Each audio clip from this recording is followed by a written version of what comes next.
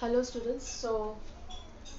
Uh, I come back again with a new topic called lattice. So you might be wondering where from this topic has come. So it is nowhere mentioned in the syllabus, this topic, but we have two topic in your syllabus, that is brilliance zone and effective mass.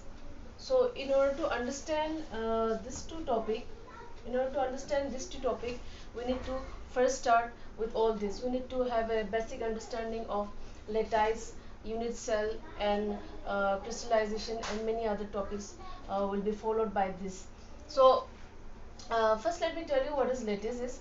So basically here we are talking about solids. So a little bit of crystal and solids we have discussed in our X-ray diffraction chapter, and it is coming back again in your bell theory of solids as well.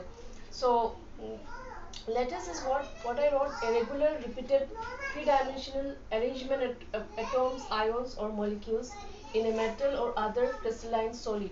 So if you remember, long time back I told you that when we have a crystal, inside the crystal the molecules or atoms are arranged in a specific manner, uh, in a nice way. Like, I mean to say that a nice periodicity is maintained. See, 1 2 3 4, 1 2 3 4, 1 2 3 4, like this you will find that they are nicely arranged.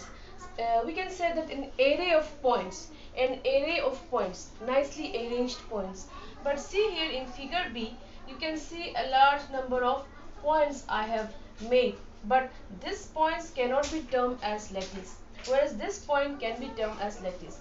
Why? Because in this set of points, if you take any one point or any 2 point, the environment about any 2 points or any one point in this set of points will be same. Environment I mean to say, like this point is surrounded by above also 3 points, here also 3 points, this side also 3 points, this side also 3 points. But such things you will not get here. So here I mentioned three-dimensional because definitely when we will have the crystal, you will have in a 3D form.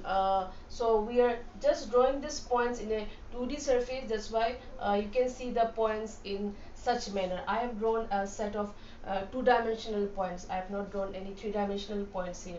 So this is what we mean by lattice.